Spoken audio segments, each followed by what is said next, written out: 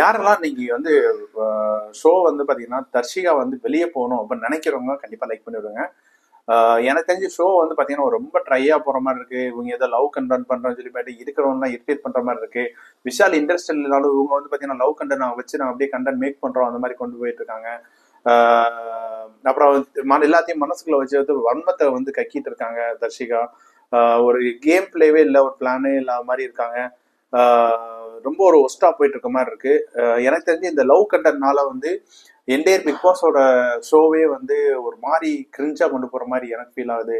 அதனால கண்டிப்பா மக்கள், எனக்கு மட்டும் இல்ல, நீங்க வந்து பிக் பாஸ் ப்ரொமோல பாத்தீங்கன்னா கூட எல்லாருமே வந்து தர்ஷிகா போகணும்னு சொல்லிட்டு இருக்காங்க. கண்டிப்பா இந்த தர்ஷிகா போனோம்னா இந்த ஷோ கண்டென்ட் வேற மாதிரி இண்டிவிஜுவலா விளையாட ஆரம்பிப்பாங்க அப்படின்னு நினைக்கிறேன். அதை பத்தி என்ன நினைக்கிறீங்க அப்படின்னு சொல்லி மறக்காம கமெண்ட் பண்ணுங்க. எனக்கு தெரிஞ்சு பாத்தீங்கன்னா ஃபர்ஸ்ட் சத்யாவை எடுத்தோன்னா வந்து வெயிட் பண்ணிட்டாங்க. அடுத்து வந்து கண்டிப்பா வந்து தர்ஷிகா தான் போவாங்க அப்படின்னு நினைக்கிறேன். பொறுத்து வந்து பார்ப்போம் யார் எவிட் ஆகிறாங்க. அதை பத்தி ஃபுல் இன்ஃபர்மேஷன் அப்கமிங் வீடியோல பார்ப்போம். இந்த வீடியோ பிடிச்சிருந்தா கண்டிப்பா லைக் பண்ணிவிடுங்க. அப்புறம் உங்க ஃப்ரெண்ட்ஸுக்கு ஷேர் பண்ணிடுங்க. தேங்க்யூ.